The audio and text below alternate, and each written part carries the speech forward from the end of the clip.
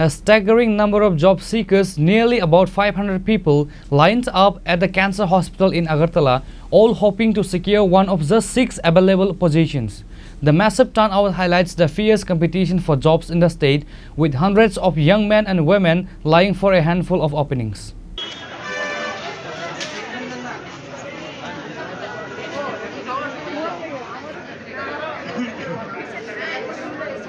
The long queue outside the hospital underscored the significant challenge of unemployment facing many young people today. আমরা MTS এর পোস্টের জন্য আইলাম। কয়টা পোস্ট? টোটাল 6টা পোস্ট আছে। কোন সময় থেকে লাইনে দাঁড়িয়ে আছেন? লাইনে দাঁড়াইলাম আমি এই তো 9টা, হ্যাঁ একদম গেটের সামনে থেকে তখন লাইন থেকে দাঁড়াই।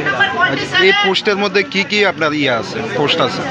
এই তো এমটিএস এর জন্য আছে, আমরা তো এমটিএস এর লিগে আইছি, আর মেবি বারবারেরও মেবি কিছু একটা আছে।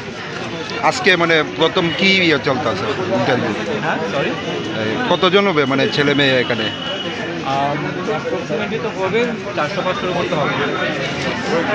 কি মনে হচ্ছে মানে যে 6টা পোস্ট থেকে মানে লুক মানে ক্যান্ডিডেট বেশি মনে হচ্ছে না? হ্যাঁ স্বাভাবিক, 6টা পোস্টের জন্য যদি 500-600 জন ক্যান্ডিডেট হয় তাহলে অবভিয়াসলি বেশি না, মানে বেশি থেকেও আরও বেশি। তাতে বোঝা যাচ্ছে কি বেকারের সংখ্যা খুব বেশি।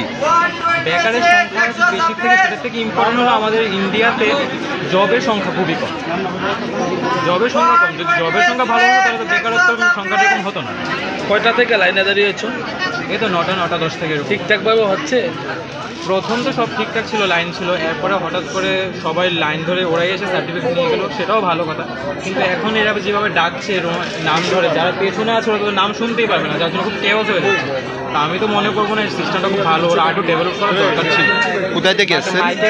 ব্যবস্থা করার দরকার ছিল। Reported by Pranav from Agartala, Chini Khora.